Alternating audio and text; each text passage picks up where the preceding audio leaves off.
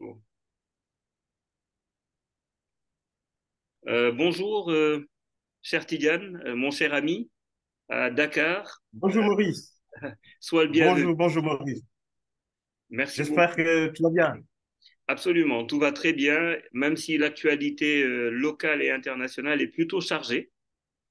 Donc, on Tout à va, fait. sans plus tarder, hein, à la demande de nos auditeurs, Oui, on va aborder deux sujets, un sujet local et puis un sujet plus international. D'abord, commençons d'accord. par la vie politique nationale. Euh, le, la démission, reconduction du Premier ministre Amadouba, aussi Oui, candidat de Benno Bokk Yakaar, qui a fait couler oui, beaucoup d'encre cette absolument. fin de semaine.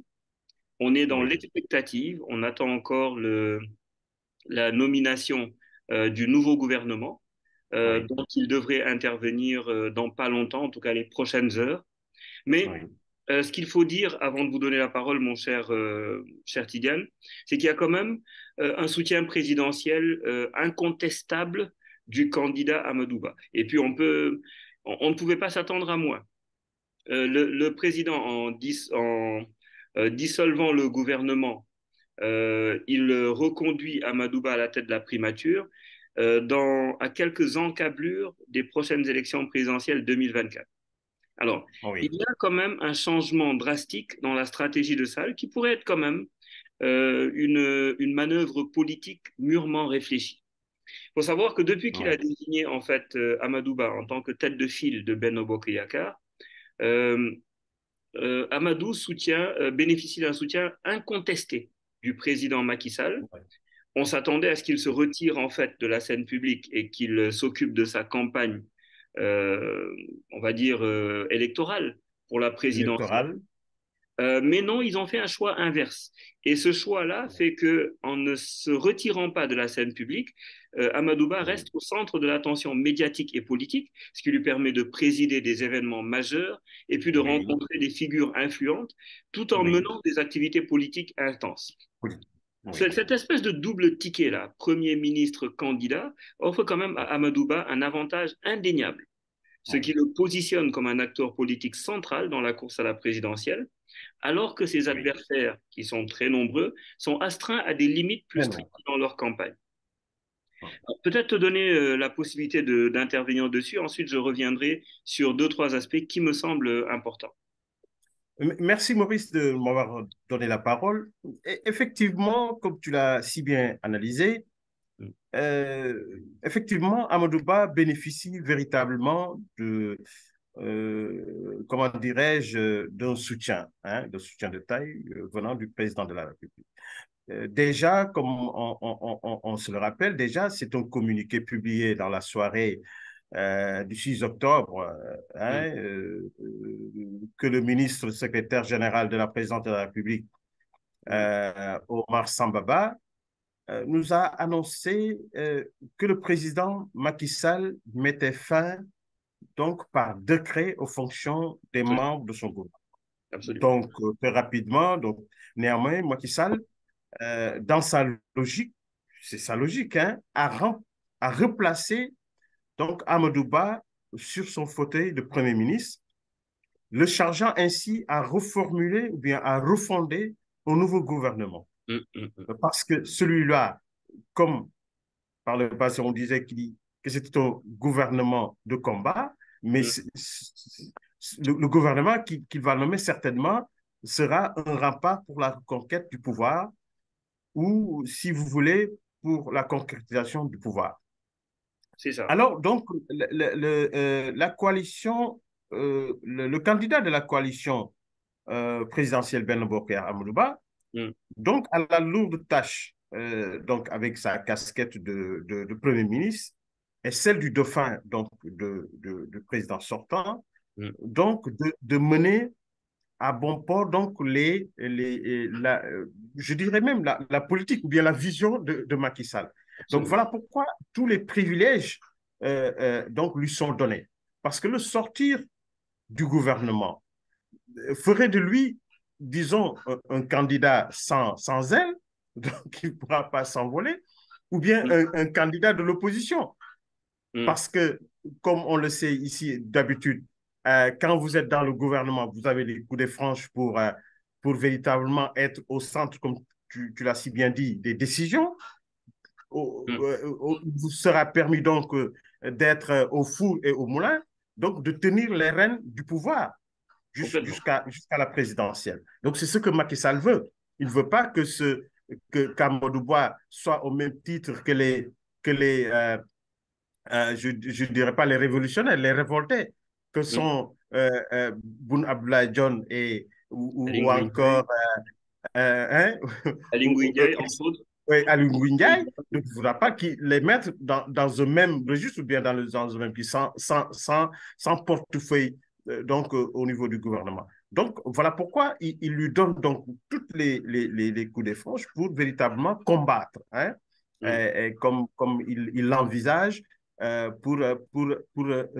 comment dirais-je, rester encore au pouvoir, si bien les Sénégalais vous lui accordez leur confiance. Mm. Mm. C'est Mm. ça que Macky Sall veut, qu'il soit à son image, qu'il soit toujours là, à ses côtés, et comment dire, qu'il batte campagne en étant dans le gouvernement. Je pense que c'est ce que Macky Sall veut et ce qu'il démontre dans cette logique de le maintenir donc comme Premier ministre dans le gouvernement. Tout à fait, mais tu as tout à fait raison, hein, cher Tidiane, de Oui, pointer du doigt la volonté du président Macky Sall de maximiser les chances de son candidat dans une élection qui, contrairement à celle de 2019, semble moins assurée quand même. Parce que tout ça. Ba, désormais, est armé de ressources additionnelles. Parce que bon, il faut savoir que, bon, au-delà du fait que sa position patrimoniale personnelle est une position quand même plutôt confortable, le poste de Premier ministre est doté quand même d'une cagnotte qui est quand même pas mal confortable. Absolument. Il est aussi, ça lui donne aussi une légitimité politique pour poursuivre les projets qui ont été initiés sous l'égide de Macky Sall. Mais Oui, on peut se poser la question de avec qui va-t-il composer son équipe pour affronter l'élection décisive de 2024? Tu as bien fait de rappeler tout à l'heure que il y a peu, le gouvernement à la tête duquel il était nommé était dit oui, gouvernement de combat. comment, Mais cette élection-là, qui va se dérouler à 4 mois, va être oui, le gouvernement qui va arriver dans ce contexte-là sera forcément un gouvernement de combat électoral, il faut le dire, absolument, combat électoral. absolument. Oui, Et puis, oui, mais il y a quelque chose quand même qu'il faut pointer. Euh, le cumul de casquettes, Premier ministre et candidat présidentiel, est perçu par certains comme un handicap. Et puis oui, d'autres, quand même, y voient un avantage indéniable, même si ça déséquilibre quand même la compétition électorale, puisque tout le monde oui, n'y va pas avec les mêmes armes. les mêmes armes. Et c'est ça, justement, le problème. De mon point de vue, un exercice d'équilibre précaire. Parce que le président de la République, est-ce qu'il doit soutenir son candidat? Est-ce qu'il doit s'ingérer dans l'organisation de l'élection en étant à la fois juge, en ayant un dauphin, en ayant un juge, en étant chargé de l'organiser, et en ayant un dauphin? Oui, Président sortant, oui, gardien de la Constitution et de la démocratie, doit quand oui. même nous Une assurer petite- Oui, qu'il ne soutiendra pas de façon non légitime un candidat, parce que dès lors, on ne sait plus qui est le candidat. Mais c'est la question aussi, et je termine là-dessus, du dédoublement oui, fonctionnel. Le fait d'être à la fois chef de parti et président de la République. c'est Une ça, tout à question fait. d'ailleurs qui avait été réglée par les propositions de réforme Oui, des assises nationales et qui avait été ouais, reprise. mais qu'on n'applique jamais. Exactement, exactement. Ouais, qu'on n'applique jamais. Ouais. C'est ça, en fait, effectivement, le malheur comment dirais-je, de nos gouvernants qui mélangent un peu cette double casquette et qui fait que effectivement, on ne se retrouve pas quand on est président et quand on est chef de parti. Donc, tout se mélange. C'est Et ça. c'est cette image-là qui nous est donnée par un peu ce que Macky Sall est en train de faire aujourd'hui. Absolument, absolument. En tout cas, quel que soit Alpha, pour terminer sur le sujet, le contexte Oui, politique actuel au Sénégal, avec la reconduction d'Amadouba à la tête du gouvernement et sa candidature à la présidentielle, crée un environnement quand même où les enjeux du pouvoir, de légitimité et de démocratie sont quand même oui, étroitement imbriqués. Je ne sais pas si ça bénéficie au pouvoir, à la légitimité ou à la démocratie, Mais Bas s'engage sur le chemin vers 2024 en je ne sais pas s'ils vont réussir à préserver l'équité et la transparence du processus électoral, qui est quand même essentiel pour éviter de basculer lors de cette élection. Oui, Et la tout prochaine à fait. équipe de bas, notamment celui qui va être au ministère de l'Intérieur, de même que l'ensemble de la scène politique sénégalaise, seront scrutés Mm. avec attention, tant au niveau national qu'international, dans le contexte qui va venir. Tout à Alors, fait. Tout je à fait. voulais aussi, si tu en es d'accord, aborder la question de la scène politique internationale aussi, qui bruit en fait de mille bruits, notamment de Mm. la guerre. Les bruits de bottes ont encore recommencé. On pensait avec l'Ukraine et la Russie qu'on avait le dernier grand conflit contemporain. Eh ben non, on en a un nouveau cette fois-ci, un conflit régional. En tout cas, c'est le risque qu'on court entre, cette fois-ci, non pas un État, mais un groupe armé, qui s'appelle le Hamas, et qui est Oui. en conflit avec l'État d'Israël. Mm. Je crois que c'est le 7 octobre que le Moyen-Orient se réveille, en fait, non pas aux douces notes du muezzin, comme c'est l'habitude, puisque c'est quand même la ville Mm. où les trois religions révélées sont domiciliées, hein, habitent, sont à demeure, Oui, mais sous effectivement. l'effroyable tempête d'un assaut militaire soudain et dévastateur.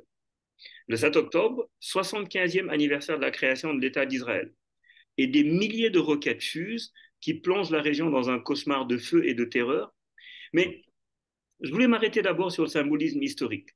Il y a le Mm. souvenir des guerres précédentes. Le mois d'octobre, c'est le souvenir de la guerre de Kippour, celle qu'on a aussi appelée la guerre d'octobre, du 6 au 25 octobre 73. Israël a été attaqué par surprise par une coalition d'États arabes, principalement l'Égypte, hein, l'Égypte de Nasser, et la Syrie, durant le jour le plus saint du calendrier juif, Yom Kippour. Et le choix du 7 octobre par le Hamas, ça pourrait être peut-être un rappel symbolique de cette période-là pour évoquer des souvenirs d'une autre attaque surprise majeure. Mais il y a aussi un symbolisme religieux et culturel. Le jour du sabbat, l'attaque a eu lieu un samedi, ce qui est le jour sacré dans la tradition juive, et Oui, attaquer oui. pendant le sabbat pourrait avoir une signification symbolique, illustrant peut-être une espèce de mépris ou de défi envers les traditions et les croyances israéliennes. Il y a aussi le symbolisme politique. C'est que il y a un message aussi que le Hamas a voulu délivrer à la communauté internationale, parce que la date coïncide avec des discussions de paix, des anniversaires de traités ou d'autres événements importants sur la scène mondiale. Et le choix de cette date-là vise aussi à faire passer un message politique fort. Mais l'assaut des soldats du Hamas de octobre, puisque maintenant on pourra parler de l'attaque d'octobre, hein, qu'ils ont appelé le déluge d'Al-Aqsa, mais le déluge d'Al-Aqsa est d'abord un échec du renseignement israélien, Ah qui a oui. révélé une vulnérabilité troublante au cœur de l'une des plus grandes armées du monde, en tout cas l'une des plus sophistiquées. Ils nous ont présenté la question, le dôme de fer, le bouclier Oui. qui empêcherait finalement la Palestine, en tout cas, de bombarder Israël, et le dôme de fer n'a pas fonctionné à 100%. Et Non. les images des villes israéliennes telles qu'Ashkelon, qui est quand même une ville de garnison sous le feu de roquettes, posent quand même une vraie question. Comment une telle offensive a-t-elle pu prendre au dépourvu une nation armée jusqu'aux dents? Je rappelle qu'ils ont été attaqués à la fois par la terre, par les airs Oui. avec des ultra ULM, Oui. moteurs ultra légers. Ils ont été attaqués aussi par la mer. Et ça, il y a quelque chose quand même qui, de mon point de vue, en tout cas, derrière ce chaos-là, il y a un Oui. acteur qui est silencieux, mais qui est quand même un véritable acteur de ce conflit. C'est l'ennemi juré d'Israël et il s'appelle l'Iran. L'Iran observe Oui. derrière avec ça, de façon silencieuse, le Toujours. complexe échiquier du Moyen-Orient. Parce que les fils qui lient le Hamas à Téhéran, c'est des fils d'abord idéologiques, de ressources aussi, puisque le Hamas a remercié clairement Téhéran de l'avoir Terrain. équipé. Ils l'ont dit clairement, de les avoir Oui. équipés. Et on se doute que le niveau d'organisation qu'il faut pour un groupe armé terroriste sous embargo, le nombre de guerriers qu'ils ont déployés, environ des milliers, Des attaquer à la milliers. fois de façon coordonnée, ça ne peut être que le résultat d'un grand acteur, et c'est l'Iran qui est ce grand acteur-là, qui a en commun avec le Hamas une détestation, une inimitié commune d'Israël. Ouais. Je rappelle que l'Iran a même inscrit dans sa constitution le fait de faire tomber le régime israélien.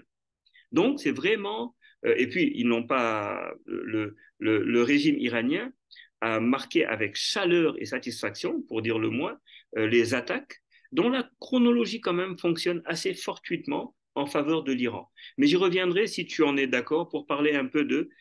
Finalement, le grand gagnant de cette attaque-là, ce n'est ni Israël ni le Hamas. Les deux vont Oui, payer un grand prix.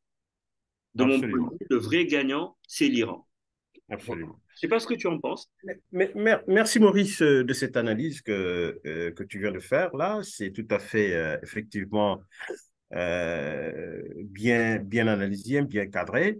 Euh, la situation aujourd'hui que nous vivons au niveau international et même national, parce que nous en ressentons les soubresauts, Mm, nous vivons donc une situation dramatique, hein, mm, qui est condamnable parce mm, que ce conflit israélo-palestinien mm, qui dure depuis très longtemps, depuis l'après-guerre mondiale, si on peut vraiment remonter en arrière, a fait donc de cette escalade nouvelle qui aujourd'hui, je pense, on parle de plus de 1600 morts et mm, des milliers de blessés de part et d'autre, mm. selon un bilan, les bilans officiels qui ont été donnés, sans Oui. compter les milliers de personnes déplacées à Gaza depuis le début du conflit. Mais Maurice, je voudrais dire que nulle part ailleurs, on ne peut donner justification à la violence Mhm, ou à la terreur, qui engendre donc des menaces à la sécurité et à la paix internationale. Parce mm, qu'aujourd'hui, on est là en train d'en parler. mm, Et tout le monde est un peu dans son coin. Après, comme tu l'as un peu rappelé, le conflit entre la Russie et donc l'Ukraine, on pensait qu'effectivement, il n'y aurait pas de pays qui vont s'affronter comme ça de façon très violente, très meurtrière. mm. Hein? Il faut condamner, oui, cette violence aveugle du Hamas qui a emporté des vies humaines, des civils, etc. Donc, cette prise d'otage est tout aussi inacceptable. Il faut également, pour ma part aussi, condamner Israël qui n'arrête pas aussi d'agresser. Il faut Absolument. toujours le rappeler. Et Absolument. étouffer souvent fois des populations civiles de Palestine sous occupation. Parce que Absolument. moi, je pense que quelque part, tant euh, que, tant que le reniement des droits fondamentaux aussi du peuple palestinien n'est pas levé, il y Mm, aura toujours en permanence donc cette tension israélo-palestinienne. Il mm, faut donc un, un arrêt immédiat, hein, un arrêt immédiat de tous les actes de violence mm, venant autant du Hamas ou d'un quelconque groupe de terroristes, si on peut le signifier comme ça, mais aussi d'Israël, parce que c'est toujours les populations civiles absolument. qui vraiment... Ce sont les civilisations civiles, les Mm, populations civiles. Il faut un retour à l'apaisement, je pense, mais aussi il faut déjouer toutes les formes d'escalade pouvant saper donc les chances de la paix dans cette région. mm, Parler un peu de l'Iran aussi, qui est derrière pour tirer les ficelles mm. de ce conflit, loin de chez lui, mais c'est pas, il faut faire en sorte que tous ces canaux du mal ne puissent pas véritablement mettre en mal ces deux peuples qui doivent vivre ensemble. Et qui n'ont pas le Je choix. pense et qui n'ont pas le choix. Ils n'ont pas le choix. Palestine, Israël, ils n'ont pas le choix. Même si on peut dénoncer peut-être le traité, bon, celle-ci le dénonce, qui a fait que, bon, Israël a pris une part, mais on en appelle comment dirais-je, on n'est plus dans ce cadre-là. On est entre deux peuples qui doivent vivre ensemble. Il faut véritablement qu'on arrête un peu l'hypocrisie internationale pour, comment dirais-je, des décisions comment dire, qui sont prises autant par l'ONU que par l'UE. Il faut véritablement, comment dirais-je, canaliser les choses et essayer de voir comment la paix peut revenir en Israël. Parce que je crois qu'il faut, sans condition préalable, se mettre sur la table des négociations pour mettre en œuvre donc des concessions, parce qu'il faudra des concessions, en tout cas, tout ce qui peut amener à faire en sorte que les intérêts du peuple palestinien et du peuple aussi israélien soient de mise. Alors, pour finir, je parlais un peu de la position du Sénégal, parce que le Sénégal, aujourd'hui, comme on le sait, est aussi actuellement donc préside un peu le Comité des Nations Unies pour l'exercice des droits inaliénables du peuple palestinien. Donc, le Sénégal a soulevé un peu cette nécessité de raviver au plus vite les négociations entre les deux parties. Je partage donc cette position et qui, effectivement, il faut une paix, il faut chercher, je pense, à canaliser toutes les forces positives, je ne dis pas les forces négatives, parce que la violence ne mène nulle part. La violence ne mène nulle part. Depuis combien de décennies les Israéliens et les Palestiniens sont en train de s'entretuer? Mais il y a des millions de morts. Je ne sais pas, je ne sais pas si quelqu'un a fait un peu comment dirais-je, le dénombrement de tous ces gens qui sont tombés. Les civils, je ne parle pas des militaires parce que souvent ce sont les militaires qui vont en guerre, mais les civils qui sont tombés innocemment dans ce conflit qui ne dit pas son nom depuis le début. Effectivement, comme le Sénégalais le dit, il faut arrêter ce conflit. Non, tout à fait. Tout à fait. Moi, je Oui, suis tout à fait d'accord avec toi et je veux rajouter en fait que, mais de manière non équivoque, oui, Israël a tort. Israël absolument. ne respecte pas les résolutions des Nations Unies Oui, qui enjoignent de sortir des zones qu'elle occupe illégalement. absolument, Ils ne font pas absolument. partie du Israël de 1948. On demande à Israël d'arrêter la colonisation parce que, attention, et c'est un glissement sémantique qui est dangereux. Israël a Oui, réussi à nous faire croire que être antisioniste, c'est être antisémite. Non, le non. sionisme, c'est Mm. l'occupation. C'est l'occupation irrégulière des terres des peuples palestiniens au Absolument, nom justement de l'État d'Israël. Ce n'est pas bien. Aujourd'hui, dans absolument. les territoires occupés, il y a des familles palestiniennes qui perdent Mm. leur maison au profit de gens qui ne sont pas militaires, qui sont des civils, avec l'aide de l'armée israélienne. C'est inacceptable. Il C'est faut le inacceptable. sans embâche. Maintenant, le problème, en fait, c'est qu'en Palestine, il y a deux factions ou deux groupes, en fait, qui s'affrontent. Il y a le Fatah et il y a le Hamas. Et Oh, le absolument. Hamas critique, en fait, les accords qui ont été trouvés entre Israël et la Palestine. Et c'est le Hamas qui est le partisan du tout militaire et des actions extrêmes. Le Fatah, Oui, lui, est un partisan quand même de la négociation politique et les avancées les plus significatives que la Palestine a obtenues, il les doit au Fatah. Même si le oui, Hamas, en mettant la pression et en inversant parfois le rapport de force, absolument. La a permis force, de faire effectivement. avancer le dialogue. Mais la Oui, question est la suivante, c'est que si on ne fait pas attention, la réponse israélienne aujourd'hui, et c'est un vrai sujet, Israël ne peut pas ne pas réagir.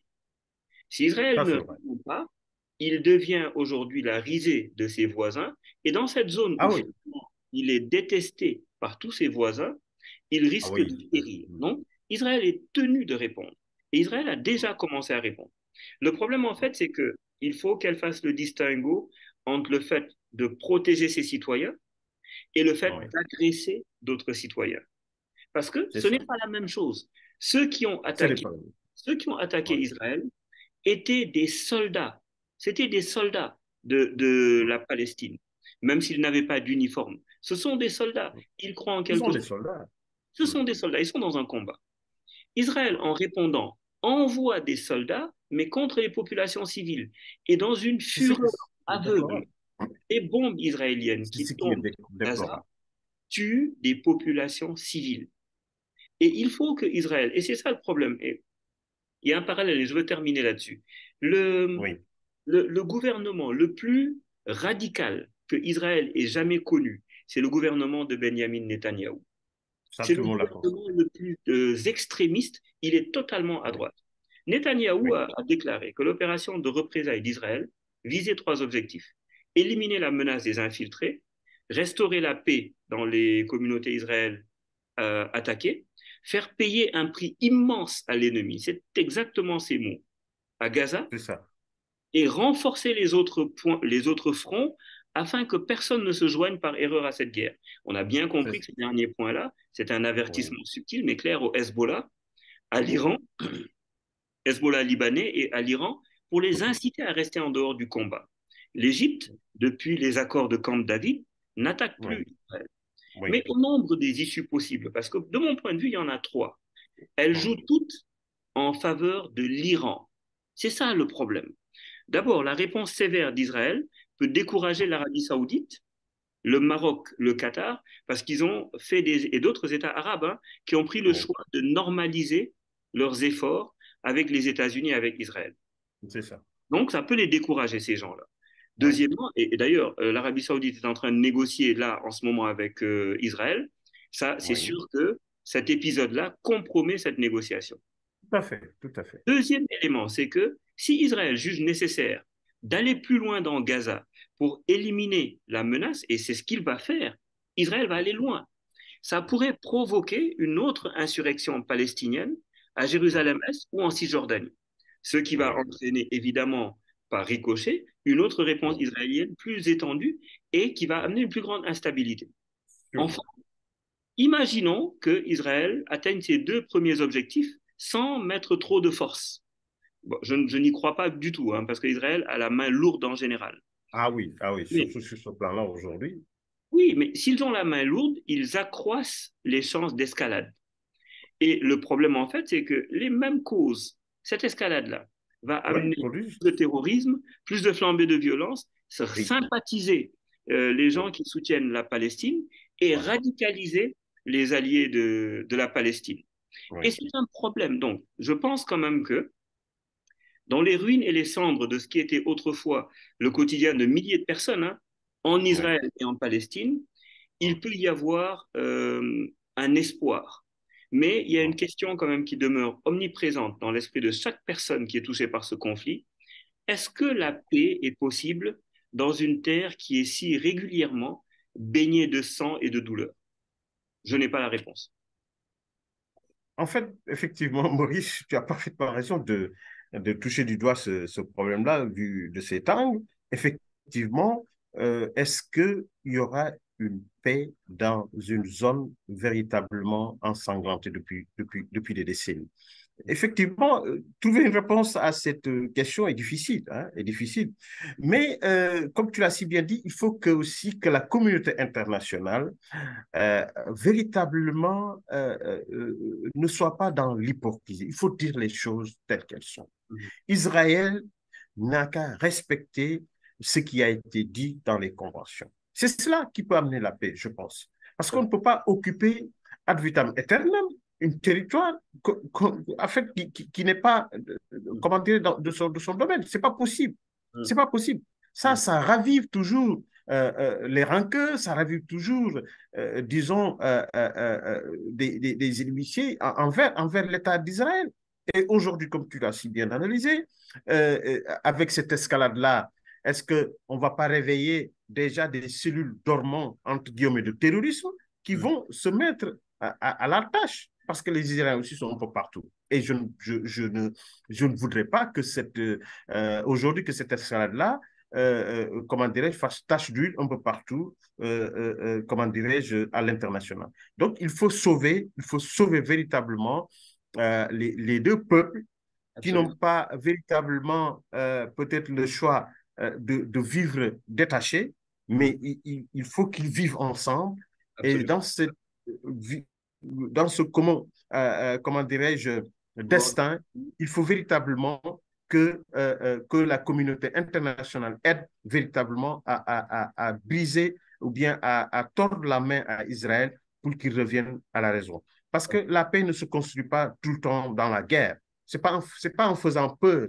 Aujourd'hui, ça l'a démontré. parce qu'ils ont toujours fait peur, qu'ils se croient toujours forts, Tout à fait. qu'ils se croient toujours forts. Mais ça a démontré qu'effectivement, que quelque part, toujours, nous sommes dans une œuvre humaine, on est toujours fragile quelque part. Donc, il faut seulement, c'est dans la paix seulement qu'on peut forger une nation. Ce n'est pas dans la violence. Tout à Toutes fait. les nations, tu vois l'Europe durant la guerre, mais c'est la destruction et la reconstruction. On ne peut pas détruire et reconstruire ad vitam aeternam. Il faut véritablement que la paix revienne dans cette zone-là et que Israël soit véritablement, je ne dis pas que, je condamne le Hamas, hein, le fait de, voilà, d'aller tuer les gens, On les mais condamne bon, tous. ils sont peut-être dans leur logique. Moi, je les condamne, peut-être on peut les comprendre, mais on les condamne en fait. Mais aussi, il faut qu'Israël sache aussi Tout que à c'est pas en se disant fort, en se disant soutenu par les États-Unis ou bien par quelconque communauté internationale ou bien quelques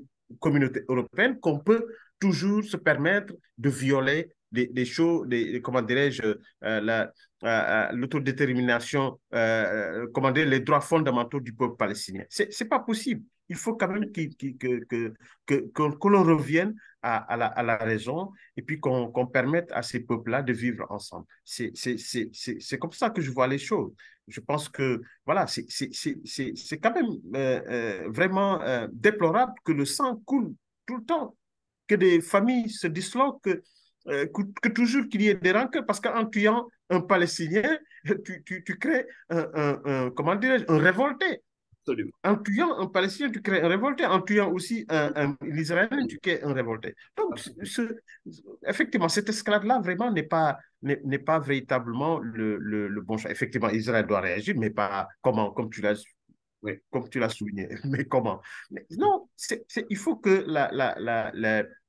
les États-Unis, ceux qui soutiennent tous, comment dire, l'Angleterre ou la France qui soutiennent un peu l'Israël, il faut quand même qu'ils le disent, effectivement, vous avez raison de réagir, mais chercher à trouver une table de négociation pour véritablement comment dire, table rase de tout ça et revenir à la paix.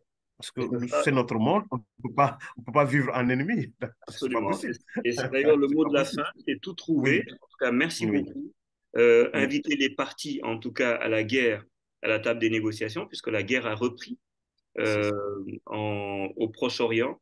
Et on espère que l'escalade va bientôt s'arrêter et que les parties vont revenir à la raison. En tout cas, merci pour ce temps. Merci à nos amis internautes qui nous suivent de plus en plus nombreux, m'a-t-on dit, Hum, sur hum. la page et sur le site tract.sn. Donc, merci à toi, notre excellent directeur de publication, et puis à toute la rédaction de tract.sn. Merci à Merci tous. Maurice et à la prochaine. Merci à notre partenaire. Merci Merci. beaucoup. Au revoir.